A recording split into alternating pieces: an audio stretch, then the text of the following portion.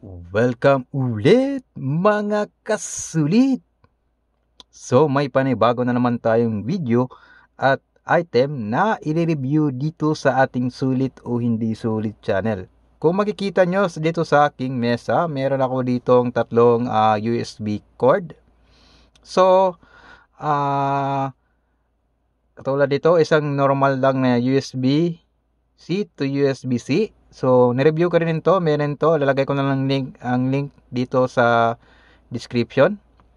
So, ito naman ay isang 90 degree angle USB.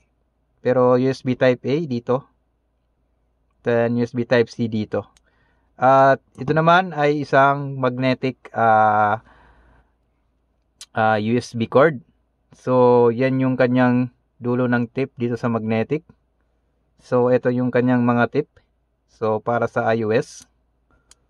Yan. So, yan. Magandang gamitin yan kung meron kang phone na ayaw mong masagi. Kung palaging nasasagi para hindi napuputol yung cord mo. Yan. So, medyo nasira lang ito. Pero okay pa to. Gumagana pa to. So, yan. At ito naman yung isa para sa yung micro. Wala ako nitong USB Type C pero bumili ako ng bago nito kasi di ko kasi type ito kasi medyo kung ginagamit ko yung phone katulad nito kung ginagamit yung phone yan kung ginagamit yung landscape medyo natatamaan kasi ito at saka natatanggal yung connection. So bumili ako ng bago. So nandito, open natin. So ito siya. So open ko na lang kasi hindi ko pa na yan. Ito yung order ko. So buksan na lang natin. So ito siya. Meron daw kasama itong freebies kasi yung binigay nila pula. Hindi ko lang alam kung anong freebie nila kasi yung in-order ko dapat itim. Yung binigay pula. Pero asan ba?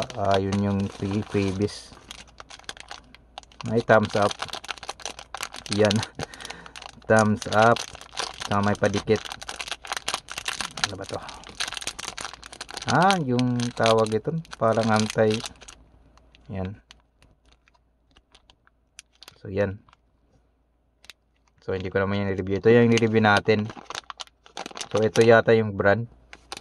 Pero marami naman itong pareho dun sa Shopee. Take nyo na lang. Isa itong magnetic USB cord. So 1 meter. So ito yung nabili ko.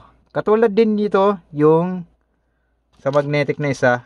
Ganito yung magnetic kan niya. Ito. Pero naka 90 degree. Kung makikita nyo, yan. Pareho din. So, gagana rin yung mga accessory dito. Katulad nito. Yan. Yan. Mas maganda kasi ito kasi, yan. Hindi masyadong nasasagi. So, pwede mong liinan. So, hindi. Tsaka pwede mong baliktad eh. Baliktaran din yan, no? So, ito yung pinili ko. Meron na akong Type C. Yung una, wala kasi yung Type C. So, maganda rin. Tingnan natin. Ito yung kanyang bit. Yung braided niya. Braided cable. At black. Pareho din yung construction niya dito sa aking Kula. Tingnan nyo yung dulo. Yan yung dulo niya. Tsaka yung braided niya. Medyo makapal lang. Di patulad dito ng Kula. Medyo manipis. Yung mga threaded dun. Yan. So, 1 meter ito. So, marami din kayo makikita sa Shopee o sa Lazada nitong mga katulad nito. May iba-iba lang kasi yung mga brand. Pero, okay naman. Pwede rin ito sa data. Gagana rin ito sa data. Pero, parang napansin ko, may mali dun sa may pin. Di ko lang alam kung gagana to. Hindi ko lang alam kung gagana ito sa data. Kasi yung pin kasi, asa na? Ito yung pin, no? Ito yung pin. Medyo kakaiba yung isang pin dun, no? Yan. Yan, kakaiba yung isang pin dun. Parang kulang ng isang pin. So, ito. So, okay na rin kasi panggamit ko lang ito, pan-charge lang eh. Kasi hindi ko naman paggagamit ito sa data. Kasi yung ginagamit kong data, ito talaga minsan ito. Ito. O di kaya yung isa, ito. So, maganda rin yung build up niya. So, mas maganda ito kung mga gamers kayo kasi hindi na ito masasagi yung phone nyo at hindi na nadi-disconnect.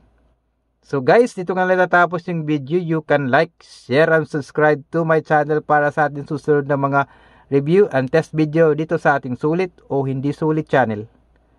Babu!